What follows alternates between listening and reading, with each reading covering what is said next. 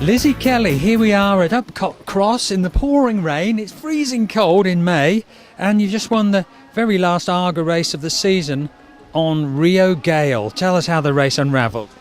Well, I looked at the entries and I thought it was a very, very hot race, but when it was just myself and King of Alcatraz and Bryony Frostride, that Railway Vic that actually ran, I was probably more frightened of King of Alcatraz. It's known to be a good horse, and so it fell at the first.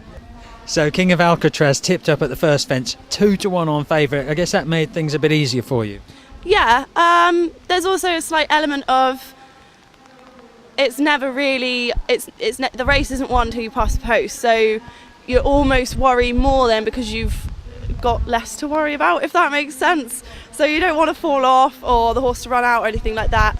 The horse behind me is not a bad horse by any stretch, so I still looked out for him, but got round and I was happy enough with the way he won. And you had to lead and make your own running. That's quite tactical. How do you figure out if you're going fast enough?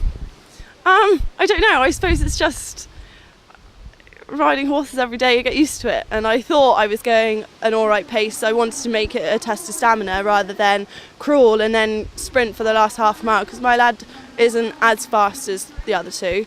So I was happy enough with the pace I was going, and I just thought I'd wind it up as much as I need to.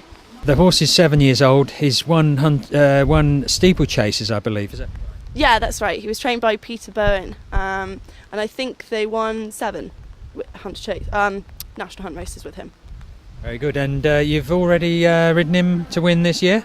Yeah, I rode him for the first time at the first Upcott in the ladies' race there. That he ran against Miss Midnight and Quiddalac, who were both proven point-to-pointers. So I was very pleased. I was very confident riding him today, knowing he'd beaten 2 horses of that calibre. Now, this is a right-handed track here in Devon. If the horse were to go to the final at Stratford, over 3.5 miles left-handed, do you think he'd cope? I think so. I think the ground probably wouldn't be an issue, because the ground here today was much softer than it was at Upcott, and he went at Upcott. He still was able, having gone a good pace today, to quicken away after the last. He could have gone quicker had I asked him. So I half think that yes, he probably could stay 3.5. But it's something I think you'd have to look into. You wouldn't want to take him somewhere and have him beaten. It would just be a shame, really. He's had such a good start pointing, but he's definitely got Hunter Chase win in him somewhere. Now, Lizzie, tell us a little bit about you. Finally, what have you been up to? How many winners have you ridden? This season I've ridden 7, 2 on the track, and in total I've ridden 22 today in my career. I ride for Nick and Jane Williams mainly, but I'm at uni, so I kind of tend to ride out for people up there as well. Okay, which university are you at, and what are you studying? Oh, Winchester, and I'm studying events management with a view to go into working at racecourses. Ah, and what made you decide to pursue that career?